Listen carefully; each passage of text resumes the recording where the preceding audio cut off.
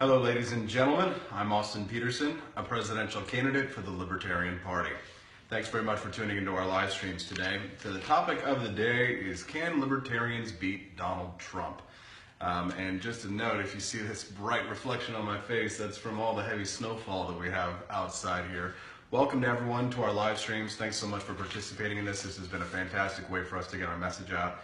And of course, what wouldn't be a live stream from a presidential candidate if we didn't ask you to, don't forget, go to austinpetersen2016.com to learn more about me and my platform. Today we're going to be talking about a big story that came out, and this was that the National Review published it was a 25-page article excoriating Donald Trump, and they were ripping into him, and there was all these conservative leaders. And what happened was that the National Review actually got kicked out of participating in a Republican debate. And that happened because they attacked a mainstream Republican candidate. And so because they're no longer considered objective in terms of journalism for the conservative movement, they've now been disinvited from a future Republican debate. And today we're going to be talking about whether or not the Libertarians can actually beat Donald Trump. Now, I think we can, but I think that it's important for us, if we're going to try and beat Donald Trump, we've got to discuss about where we're at, take stock of the resources that we have. We've got to look at his negatives and his positives, because if you're not going to look at his positives, then you're not going to be able to know what makes his weaknesses so strong. And it's interesting that the National Review penned this 25-page article, because the Libertarian Republic actually did the exact same thing about a week and a half ago, where they did a staff letter. I'm no longer editing the Libertarian Republic, I'm just the owner of it, because I wanted it to remain objective.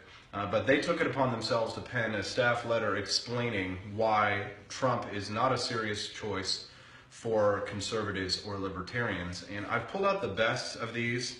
And I've got Glenn Beck in here as well, and some of these other conservative thought leaders, and talk about, how can we actually beat Donald Trump? So during the 2016 election cycle, Donald Trump has made headlines for making outrageous statements, we know this, about Muslims, Mexicans, women, or his political opponents. And while his supporters attempt to paint this as just being non-politically correct, it's anything but, right? Or he's not really fighting against the establishment, because he's been part of the establishment for so long. So each of these writers wanted to make clear in no uncertain terms that Donald Trump doesn't represent libertarians. And Josh Guker wrote that throughout his career, Donald Trump has used government force and bureaucracy to his advantage. However, even more important is that he is adverse to the central belief of libertarianism that each person is an individual and reserved to certain inalienable rights. Okay? On the contrary, Trump stands for the mobocracy elaborated upon in Federalist Number 10. And I would encourage all of my readers to read the Federalist Number 10.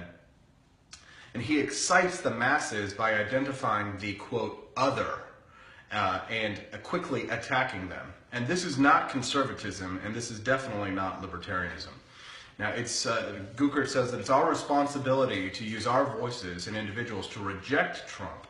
And he says that he demands that the Republican Party begins to embrace core small government tenets embraced by Barry Goldwater, Robert Taft, and Calvin Coolidge. And I think that my buddy Josh Guker is a little bit more hopeful for the Republican Party than I am, which is why I'm a member of the Libertarian Party running to hopefully unseat Trump. Now, before I start reading these conservatives' opinions, I just want to talk to you for a moment about my own opinions here, because I think Donald Trump is beatable.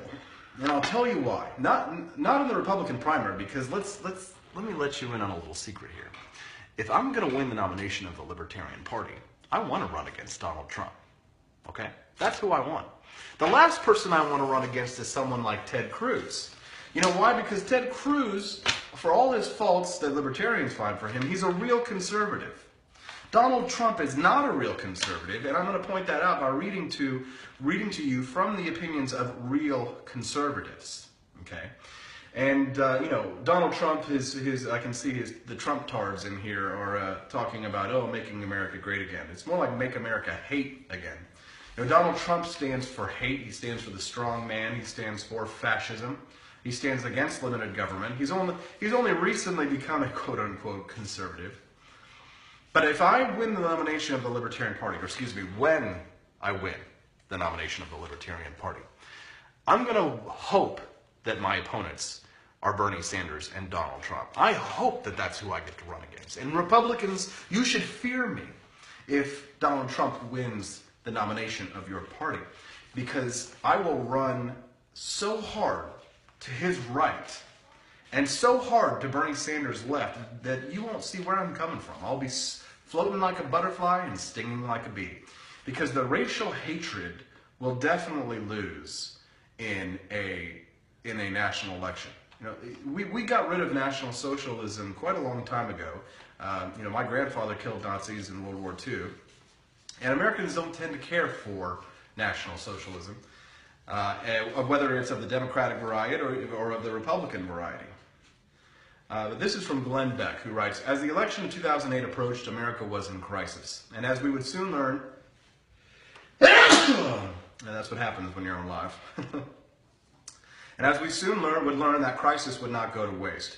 Years after Bill Clinton disingenuously claimed that the era of big government was over, Obama won his party's nomination by promising its furious revenge.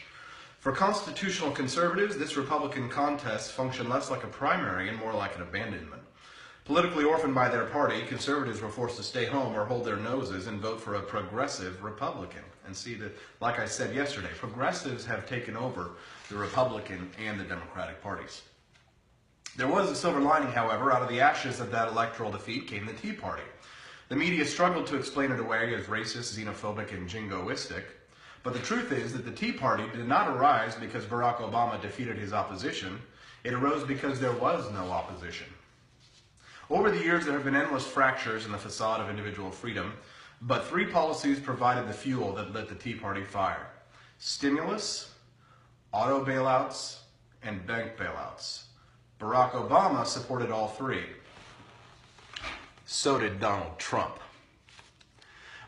So while conservatives were fighting against the stimulus, conservatives and libertarians, Glenn, Donald Trump said it was what we need, praising Obama's schemes of building infrastructure, building great projects, putting people to work in that sense. And of course, we as libertarians, we know that government doesn't create jobs. While conservatives fought against the bank bailouts, Donald Trump called them, quote, something that has to get done. Let his reasoning sink in for a second. The government can take over companies. This is a quote. The government can take over companies and, frankly, take big chunks of companies. While conservatives fought against the auto bailouts, Donald Trump claimed the government should stand behind the auto companies 100% because they make wonderful products. Well, if they made wonderful products, wouldn't people want to buy them? Why would we need a bailout? All right, we wouldn't need a bailout if they made wonderful products. When conservatives desperately needed allies in the fight against big government, Donald Trump didn't stand on the sidelines. He consistently advocated that your money be spent, that your government grow, and that your Constitution be ignored. Sure, Trump's potential primary victory would provide Hillary Clinton with the easiest imaginable path to the White House. But it's far worse than that. If Donald Trump wins the Republican nomination, there will once again be no opposition to an ever-expanding government. And that's where you're wrong, Glenn. Because the libertarian movement will be there. And if I win the nomination, when I win the nomination, I will be there and stand in opposition to Donald Trump and call him out for all of his socialist policies. This is why you need me on that wall, libertarians. This is why you want me in these debates. Because I will bring the fire and the pain of the true limited government perspective to Donald Trump if I'm on that debate stage. That's what you want. You don't want Gary Johnson shrugging through it like, I guess, you know. You want a liberty champion on that stage. Now, you've seen me debate before. You know that I eat pieces of socialists for breakfast. David Bowes from the Cato Institute, a great scholar of libertarian bent, writes in the National Review as well. He says, a lot of Americans think it would be better to have a businessman than a politician as a president, and I sympathize with them. Alas, the only businessmen crazy enough to run for president seem to be, well, crazy. At least Ross Perot kept his craziness confined mostly to private matters, such as the looming disruption of his daughter's wedding. Donald Trump put it front and center. From a libertarian point of view, and I think serious conservatives and liberals would share this view, Trump's greatest offenses against American tradition and our founding principles are his nativism and his promise of one-man rule. Not since George Wallace has there been a presidential candidate who made racial and religious scapegoating so central to his campaign. Trump launched his campaign talking about Mexican rapists and has gone on to rant about mass deportation, bans on Muslim immigration, shutting down mosques, and building a wall around America. America is an exceptional nation in large part because we've aspired to rise above such prejudices and guarantee life, liberty, and the pursuit of happiness to everyone. Equally troubling is his idea of the presidency, his promise that he's the guy, the man on a white horse who can ride into Washington, fire the stupid people, hire the best people, and fix everything. He doesn't talk about policy or working with Congress. He's effectively vowing to be an American Mussolini, concentrating power in the Trump White House and governing by fiat. Well, in that way, he's much like my opponent, Steve Kerbell. Without even getting into his past support for a massive wealth tax and single-payer health care, his know-nothing protectionism, or his passionate defense of eminent domain, I think we can say that this is a Republican campaign that would have appalled Buckley, Goldwater, and Reagan. Amen. Thank you, David Bose. Now, there's another guy in here by the name of Ben Domenech who had a really great little section, and I'm cutting it out here. It says, Trump assures voters that he will use his authoritarian power for good, to help those who feel, with good reason, ignored by both parties. But the American experiment in self-government was the work of a generation that risked all to defeat a tyrannical monarch and to establish a government of laws, not men. A government of the people, by the people, and for the people is precisely what the Constitution offers, and what is most threatened by great men, quote-unquote, great men, impatient to impose their will on the nation. That's the thing, is that when people like Steve Kerbell and Donald Trump talk about ruling through executive fiat, that's when you ought to be terrified. That's when you need to be scared, because that's what Barack Obama is doing.